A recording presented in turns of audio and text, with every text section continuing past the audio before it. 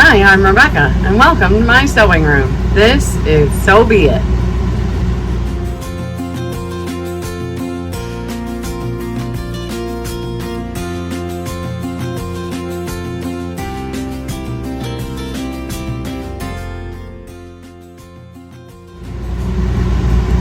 There is a little bit of a noise in the background, and that would happen to be our air conditioner because it is about 80 degrees and 60 to 70% humidity right now, so it is very, very hot outside, and that thing makes a lot of noise, but I would rather not melt while I'm in here. So please just bear with that through this video. This week, I am making a dress of my own design. Again, I did already pattern the dress pieces, the pattern pieces, because I used the pivot method, which I had never done before. I'm actually not sure that this is really going to work the way that I planned. And so if it does work and I figured out how to do it correctly, because I was quite confused through all of the many videos that I watched, then I will go ahead and redo it or make another one with the pivot method and show you how I did it. Ever since my first video of the pink linen pants and tank top that I made, I fell in love with wearing linen. It is so comfortable, it's so breathable, and it looks so nice. So I did end up picking up this sage green linen. This is the wrong side. It's a tad bit darker on the right side of it, but not much. And I wasn't really sure exactly what I was going to make with it. I didn't really have a pattern that I liked that I thought would be really good. I had one that I thought would work, but not really what I wanted to wear, or not really what I wanted to make the linen out of. So I've had this for quite a while, probably about 6 weeks, and I finally decided that since I've been patterning my own dresses, and for the most part they have turned out, I was going to try it for a comfortable dress to just throw on and not have to worry about zippers or buttons or anything like that. I used these basic blocks just like I usually do when I make my own patterns. I moved the shoulder dart because I don't love the shoulder dart, as I mentioned before. It just makes the shoulder seam really bulky. It fits really well. I don't love the bulkiness on the lighter fabrics, especially if I'm making things for days that are hot, like right now. So I went ahead and removed the shoulder dart, and I put in a bust dart that goes from the armhole down. So all of that should be moved there. I then wanted to, because I wanted it relaxed, it couldn't be fitted, it needs to be able to pull on over my head. So I didn't want any waist darts in my bust. So I pivoted this out and added some extra width, and I am going to be gathering the waistband of the bodice and the skirt. So I did the same thing with the back waist dart. I pivoted out and took care of that, and then I did also add an inch to the center back to add additional gathering. With the skirt, I decided that I wanted to have an A-line skirt, which means I have to remove those darts, but I still wanted it gathered, and I still wanted it gathered. So for both pieces, I added an additional inch on each side of the skirt, front and back, after I altered these pieces into an A-line skirt pattern, which you were able to see on a previous video. On the bodice pieces, I did also, you can see how hard of a time I had trying to figure out what the bottom hem should look like, but I decided to add a little bit of a roundness there for the gather when I patterned it. And I did the same thing for the back. So it's quite a bit wider than they would normally be, and obviously more round because usually this is straighter. And then there's the bust dart where I moved the shoulder dart to. Same with my skirt pieces. This was the back was the first one I made. So it is obviously quite a bit wider than a regular A-line skirt piece would be for me because I added the extra 2 inches. The front piece is not quite so marked up because I was able to just follow what I did on the back for the front piece. There wasn't as many adjustments on the skirt as there was the bodice. I am also adding sleeves to this dress, and so I'm using the same cap sleeved pattern that I used in my pleated dress video because it fits and I really like the way the cap sleeve looks. So why not just reuse my pattern piece? I have all of my fabric ironed and ready to go. So I need to get, for the waist, it's going to be gathered. I have marks where the legs of my darts were, so that I have them they will match up in the correct spots as I gather them. I have that marked on the skirt and on the bodice pieces. But because I added that extra width, I don't exactly know how wide the whole thing will be, and because I want it to be able to come on and off without a closure like a zipper or buttons, I think I will be getting some bias tape and making a channel at that waistband with some really thin,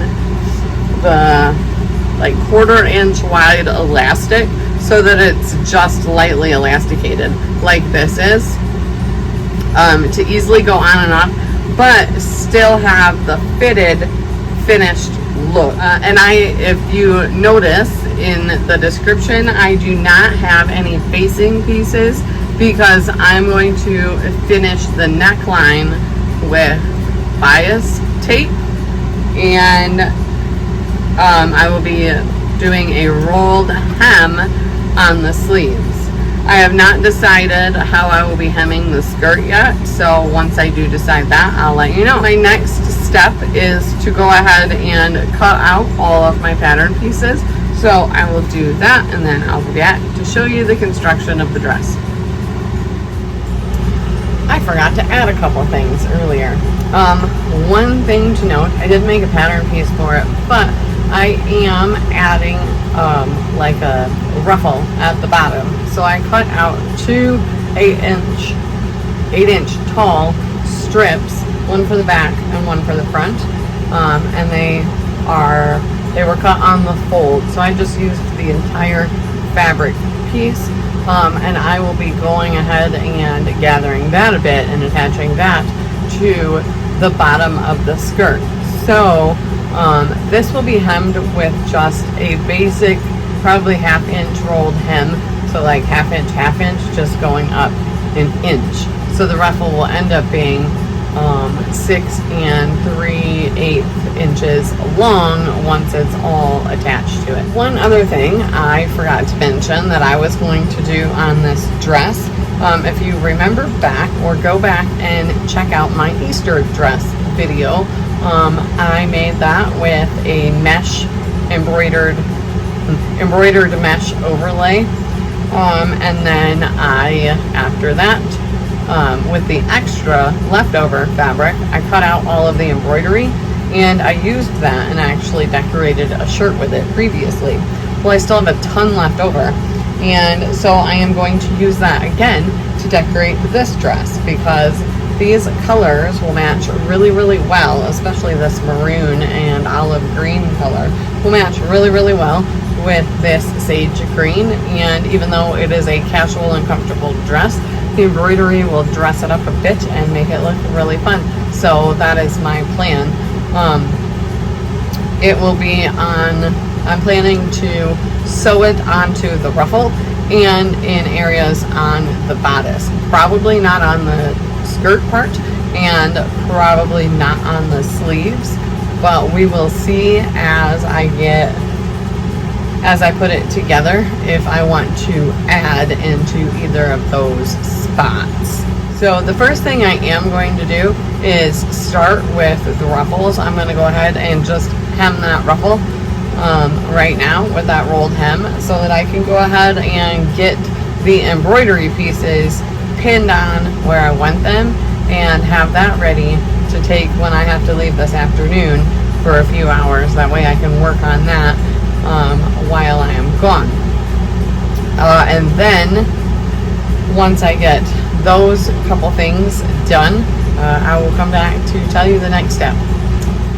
Alright, I do have the ruffle all hemmed, and right now I have all of the embroidery pinned on it where I want it to be. First thing in constructing the rest of this dress is to obviously start with the bodice, and I need to stitch the chest darts, and then I'll press those down. Once I press those, I will stitch the front to the back at the shoulder seams and the side seam, and I think I will also stitch it completely closed.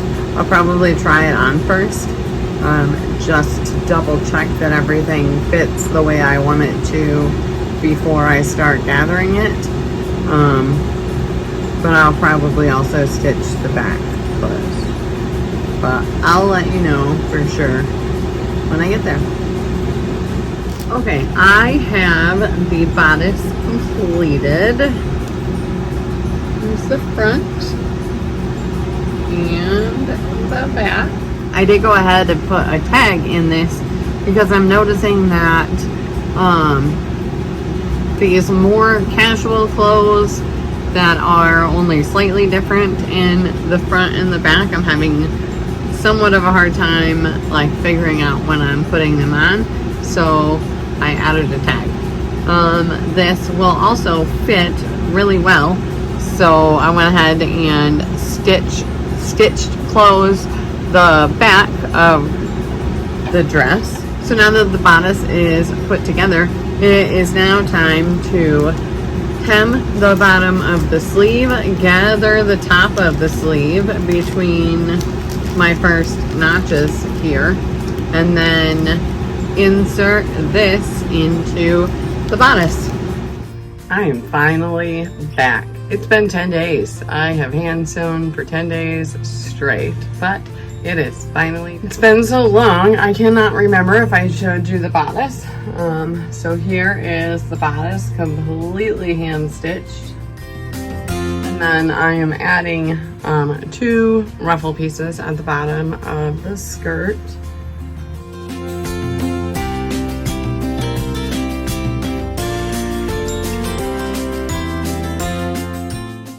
So those will be added to the bottom of the skirt pieces, and that will be, it'll be gathered. I don't think because I didn't make a pattern piece. I don't know that I actually recorded this. I think I did, but I'm not positive. So here we are with that. I did just today cut out my pockets because I forgot when I first cut out my dress that I wanted to add pockets to it. Of course, it's a casual dress, why wouldn't I? I also can't remember if I showed you, I found the bias tape that I want to face the neckline with, but I'm also going to make an elastic casing at the waistline with it. I was not positive that I would be able to find anything remotely close to the correct color because of Joann's going out of business. That's where I got the majority of my many colored things, but I had to go to Hobby Lobby and I wasn't sure how many colors that they would have. Turns out it looks like they've been expanding the available colors, and the bias tape is almost a perfect match.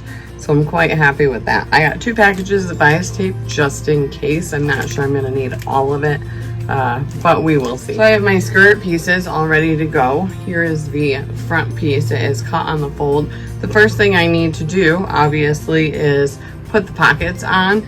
You guys have seen me do inseam pockets, so that's exactly what I'm going to do. My average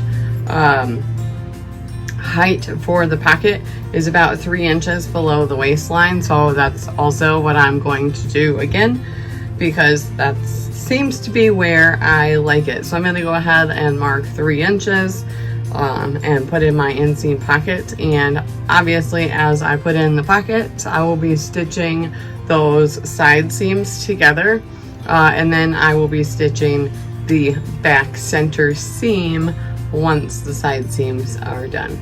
So you'll see once the skirt's put together. I have completed the skirt. Pockets are in. This is the back. It's still currently inside out, but I need to turn it right side out and turn the bodice wrong side out, because now I need to stitch the waistline together. So for this dress, I have a few notches. I have 4 notches like in the middle of these panels to mark or to match up front, back, side seams. Middle, I put notches on the middle and the back seam. I may possibly have to ease in either the skirt or the bodice together to make sure that they are even, but I probably will. I'm not sure though. These are the two together. So obviously one of them shapes down, one of them shapes up, and the bodice is a little bit wider than the skirt, so I'll probably have to ease in the bodice. I shall sew the waistline together. It won't be too much because it's maybe 2 inches, but all of the notches will help me even that out. And then once I get that finished, I will be back to show you the next step. Boy oh boy am I rusty. I was wrong. Keep this wrong side out and keep the bodice right side out so we can sew right sides together, not wrong sides together. That I noticed before I got too far. So make sure you do that. We have the dress completely together. So now I need to add the casing, the elastic casing at the waistband. I'm going to do it in a way that I've never actually done it before, but for me it makes sense right now to keep it completely hidden. So what I'm going to do is along the stitch line, I did press the seam up, I don't remember if I said that. Along the actual stitch line, I'm going to pin the bias tape along the stitch line and stitch a straight seam that way, and then also stitch the top of it to the top of the seam allowance. That should be more than enough, and that will be wide enough for the elastic to go through. I'm going to leave an opening at the center back of the bias tape so that I can go ahead and thread the elastic through there once I have the casing on. So I will end up stitching it just like I'm stitching a waistband, but it'll all work out. All right, so the dress is put together. The elastic band is in. I did stitch it all on the seam allowance here. So I stitched the bottom. This is the bottom because this part's the skirt. I stitched the bottom first and I left the center back open, but I crossed it over a little bit. So then I threaded the elastic through, tried that, got that fitted, and then I stitched the top down so that it would not flail around.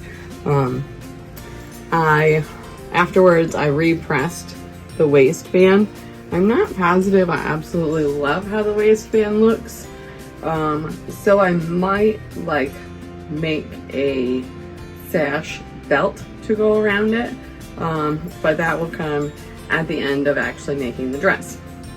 Now that I have that finished, the last thing I need to do to actually complete the dress before the neckline, because the neckline will be the last thing that I do to the dress, is to do the ruffle. So I need to stitch these side seams together, right side together, press the seams, put in basting stitches or gathering stitches at the top, and then fit the entire thing onto the bottom of the dress. I will be folding this in half, both of them in half, and making notches, middle notches, and matching up the side seams and the middle notches, and then gathering the rest of it. So I've got the dress put together. Oh, nice. Can't see it all in one yet, but that's okay. You will soon. So the final thing to finish this is the neckline, and I am just going to bind it with my bias tape. I will be starting at the center back, right sides together. I'm just going to stitch the open end, open side to the raw edge here, like this. Stitch that and then press it in and stitch it inside so that it'll be all nice and faced, and then I will be back with the final product.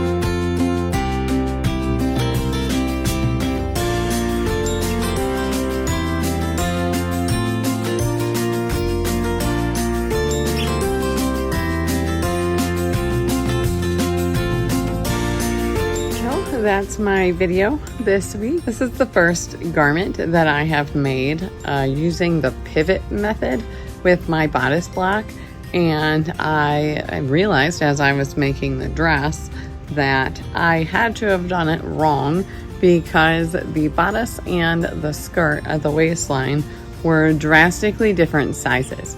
It doesn't matter in the final product of this dress because of the elastic and the gathering that happens in this pattern, but I still do have quite a bit of learning to do when it comes to the pivot method. I do think I will start to put all of my pattern making in my videos so that you can see what I'm doing, but also learn from my mistakes. And if you know how to do something, you'll be able to tell me what I'm doing wrong, because this could have been completely detrimental. I may have been able to fix it, but the bodice was 4 inches bigger than the waist, or than the skirt at the waist. So that could have been a really big problem.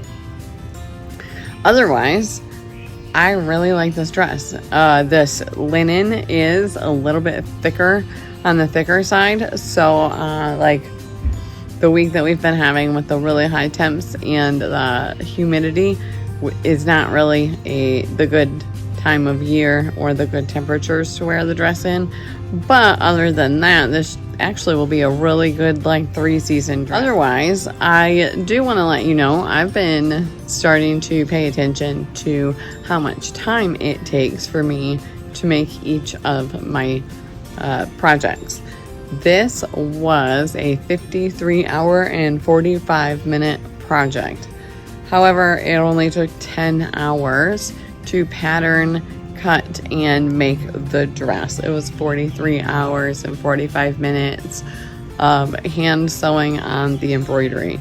So altogether, this would not be a hard pattern at all. It is a very beginner-friendly project. The time-consuming part is the hand sewing. Because other than that, I did not do any hand sewing on this dress. That's what I have for you this week. I really do hope that you enjoyed watching this video. Go ahead and hit that like button for me if you did. It tells YouTube, hey, we like this video. Go ahead and show it to more people. We think more people would like it. If you don't want to miss any of my videos, go ahead and subscribe to my channel. And if you want to be notified when I post, which is usually on Tuesdays, go ahead and hit that notification bell, and YouTube will send you a notification for all of my posts. Thank you for watching this week. That was Rebecca's Sewing Room. This was So Be It.